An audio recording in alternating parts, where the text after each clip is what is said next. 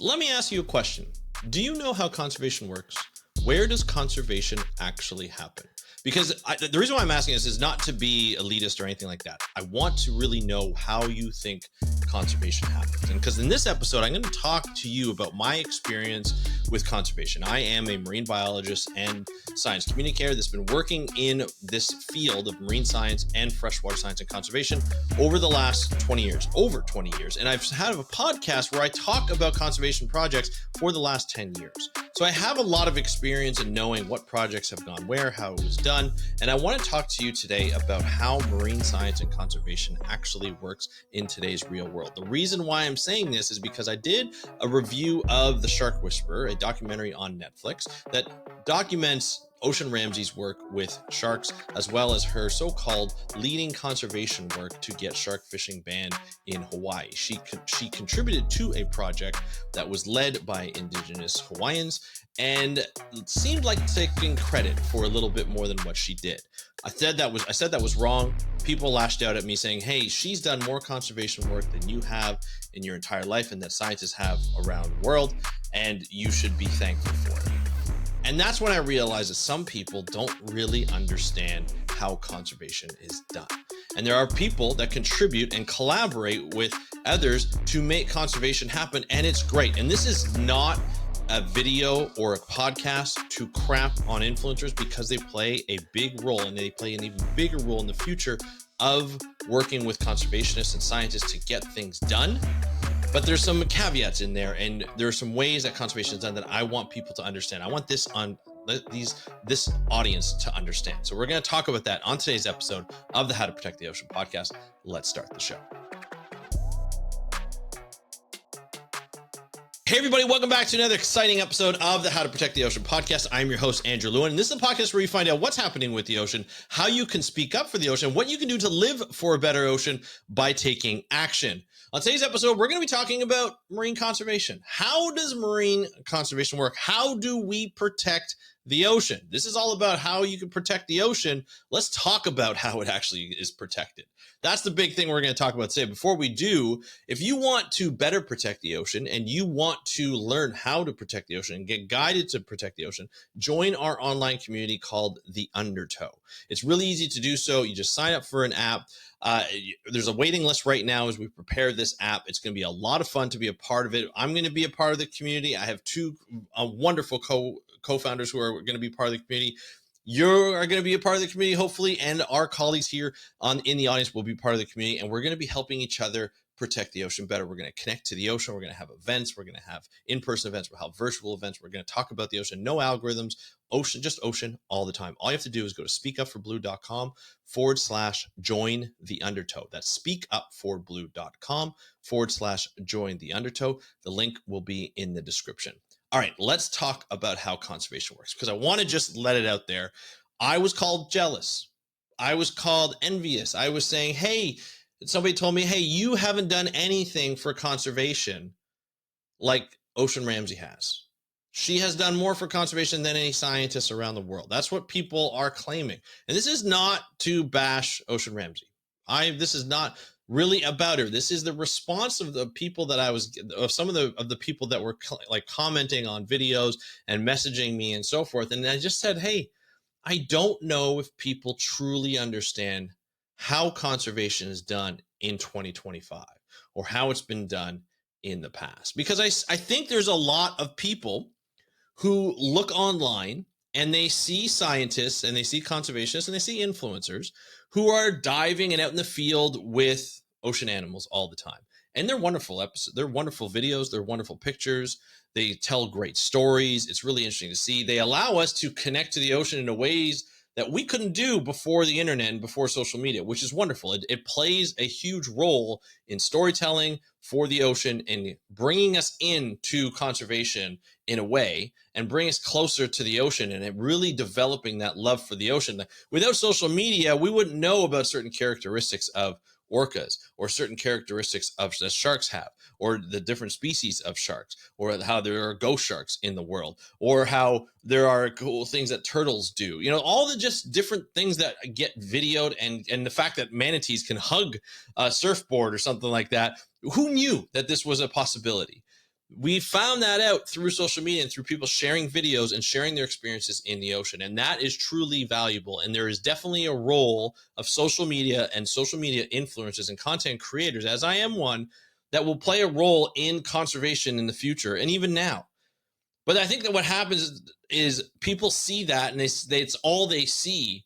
And when somebody starts to talk about the conservation work that they're doing, which is great, that's all they know.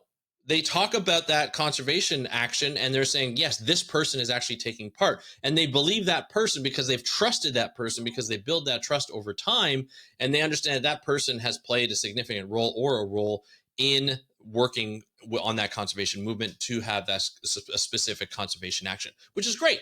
It's wonderful if they're telling the truth. And this is where it becomes really complicated when it comes to influencers who are actually doing the work or who are actually trying to do the work and trying to conserve, and whether they're actually doing the right work and telling the truth, or are they just trying to take credit, which has happened with Ocean Ramsey in the past. With this Netflix documentary, is claiming that she led the conservation movement and action to ban shark fishing in Hawaii, which is not the case. It was indigenous led for Native Hawaiians, and it was something that it's known, but people aren't talking about because the action was already taken, and it's great that it was actually taken. But the fact that somebody takes credit for that is just not. It's not good. It's not good for conservation. It's not good for marine biology. It's not good for a lot of things that we look at. When we do conservation is done not in the ocean. That's part of the process. I want to go over how conservation is done. Scientists go out, right? And they do studies. And they depict trends that are happening in the ocean. Some of these trends might be positive. Some of these trends might be negative for the specific topic that we're looking at. So say for coral reefs, a scientist decides to do some work on coral reefs. Let's just make it as simple as possible. Are coral reefs healthy? Let's take an overall metric of looking at what coral reef health looks like. So we're looking at biodiverse, less not as much algae that's overcoming the corals. The corals are fleshy, they're healthy, they're colorful, and we see a lot of animals around it. So there's a big diversity metric that goes into it of this coral reef. Great. Okay, let's just say that's how we look at things. Then scientists go out and start measuring these metrics over time, right? And they look for differences over time. So maybe at one point, say this year, there's a mass bleaching coral event, right? So all of a sudden, the corals go white. How long are the corals white? Do they recover? Are they recovering fast enough? And are they healthy when they are white, when they are bleached? We look at that, and over time, we look at the recovery, and we look at how well they recover. If it happens over a bunch of years, where the recovery takes a bunch of years, then they're not recovering very, very quickly. If they're recovering within the same summer, the same season, they're recovering quickly, maybe there's hope for that habitat. So there's a lot of different metrics, a lot of different trends that we look at to make sure that these corals are healthy. That study gets published in a journal. So the scientists write it up, they do the math, they do the metrics, they compare season over season over season over season for a number of years. They look at the health. They say, you know what, the health is trending downward. It's a negative trend. We need to protect this habitat locally. Say it's in the Great Barrier Reef at a specific reef. Other parts of the reef are doing better than this part of the reef, but why is this part of the reef doing? So the scientists will make conclusion inferences on what needs to be studied more to determine what other causes are causing the slow recovery, as opposed to other coral reef habitats within the same area or near that area of why they're recovering faster than the others. This is all hypothetical, but some truth to it, but all hypothetical. So there's studies that are done after that. There's studies that are during that. They write up the study, they publish the study so other scientists can see it. During that time, when they publish the study, it goes to different editors to review. Those editors review it, they critique it, scientifically critique it to make sure that the science is right and that they agree with the science. That means they agree with the statistics used, they agree with the study design, they agree with the results, they agree with the interpretation. They don't have to fully agree, but they have to say, you know what, this makes sense based on what is coming out with the results and so forth. If it gets accepted, it gets published. If it doesn't, it goes back for changes. There's questions that are asked, and they go through an entire process, and they get it edited again and reviewed. And then, say it gets accepted, it goes on to a primary journal, which goes out to other scientists. They read it, especially those who are in coral reef science, and they start to read it. Conservationists will read it. They're like, oh, nonprofit organizations, stuff that are really interested in coral reef science will be like, oh my gosh, like this is really interesting. I wonder what's going on. Like, where is the problem? Then those organizations will look at that study, and maybe they already know the scientists who are involved, the primary author and so forth, and they say, hey, can we talk to you about this? Like, we really want to get this out to our constituents, our followers, our audience, and make sure that they know what's going on. So they maybe do an interview, they post it online, they may send it to me. Like sometimes people are getting sent to me. They have a really good article. I do an interview. We post that online. Organizations start to say, hey, we need to have a call to action. We need to protect these. And, maybe if other cumulative effects, like there's development nearby or nutrients are high in those cases that was found during that study, and there may be a quicker recovery if those nutrients were controlled better, that we can do that by leaning on government to change their policies to do nutrients. Okay, to handle nutrients. How do we do that? Oh my gosh. Okay, so we'll say we have to handle nutrients, or that's one of the things that are flagged. We need to engage. Organizations like nonprofit organizations will engage with the government to say, hey, how do we change the policy on nutrients? Because this is what we find is happening. This is what the science has found. And the government will be like, okay, well, this is a question that the people have had.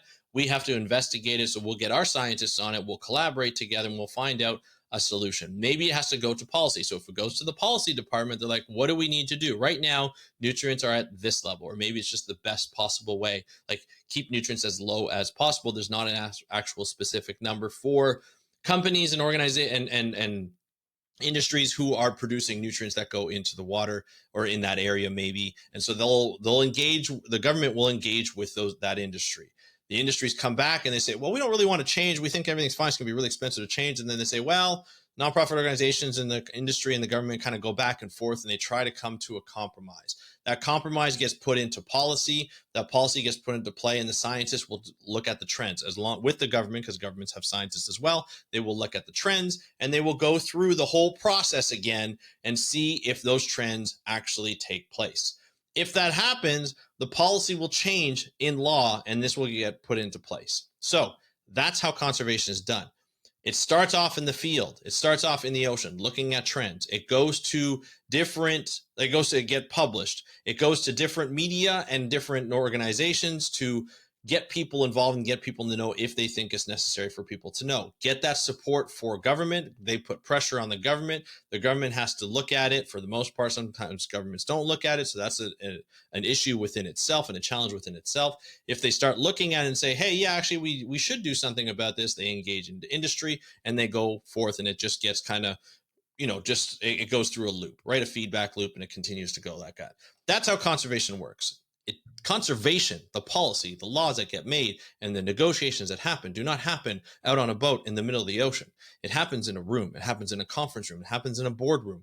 It happens at a computer where people are doing data analysis for years and years of results or of field data that has been collected.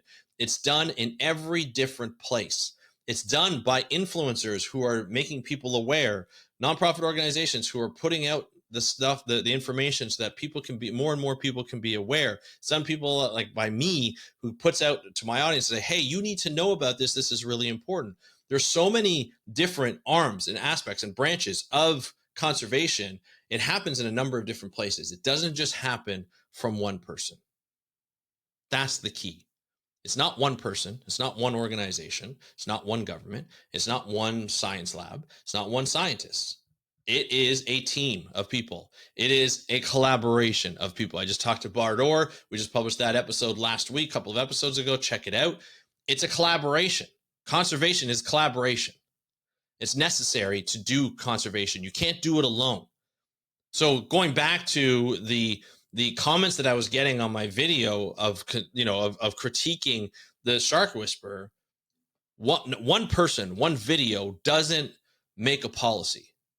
It is a team of people who have put the work in to either come up with the science, come up with the data, come up with the feedback from the local community and local organizations who are involved daily in this type of work, to the fishing community, to the industry that are involved in this type of work, to the influencers and the content creators who are making more and more people aware of that work so they can take their sort of movement and bring it to the government to put more pressure to address the issue. It's a collaboration. It's not just one person.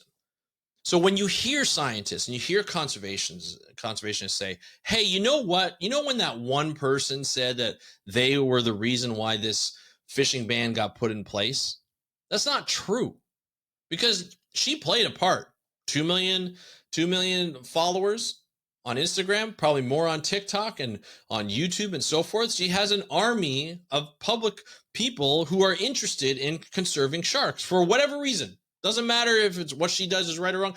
She has the attention of people, and she can mobilize those people, right? If they want to be mobilized, she can say, hey, there's this new movement going on, or there's this movement going on. It's led by so-and-so, and I want you guys to check it out because I think it's important. And if you send your support by doing such and such thing, it would really help out this movement, and it would feel good to protect these sharks that I work with each and every day.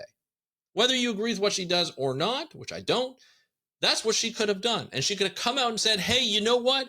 Remember that movement, that policy that we wanted to do as a team, and we want to get the shark fishing ban, like that these, indigenous Hawaiians have been trying to get banned for numerous years, and the Senate finally listened and they finally passed it. You were helping that. I thank you. Thank you so much for protecting these sharks. We did it together. We did it as a team. Not I did a video where I hung on to a great white shark, and because of that, people saw that sharks are not monsters. So we got this shark fishing ban done in Hawaii. That's not how you do it. That's the wrong thing. And I think people need to know that. People need to know how conservation works. This is not to say that what influencers do or content creators do is useless. They play a very important role in the conservation process. But it is a process that is made up of a number of contributors that help get things passed, including lawmakers who want to get it passed, who they say, hey, you know what? This is really important. We need to get this passed. And that is what I want to get across today in so many words, probably a lot more than I should have. But I wanted people to understand that. So I'd love to hear your thoughts on this. After you join the Undertow, speakupforblue.com/join the Undertow. I want to hear your thoughts. Let me know in the comments below, but also let me know, if you're listening to this if you're not listening to this on YouTube and you're listening to this on your favorite podcast app, just let me know, by going to speakupforblue.com/contact. Just send me an email. I'd love to hear your thoughts on this. I think it's really important that we have discussions on this, or DM me on Instagram at How to Protect the Ocean. I want to thank you so much for joining me on today's episode of the How to Protect the Ocean podcast. I'm your host, Andrew Lewin from the True North Strong and Free. Have a great day. We'll talk to you next time, and happy conservation.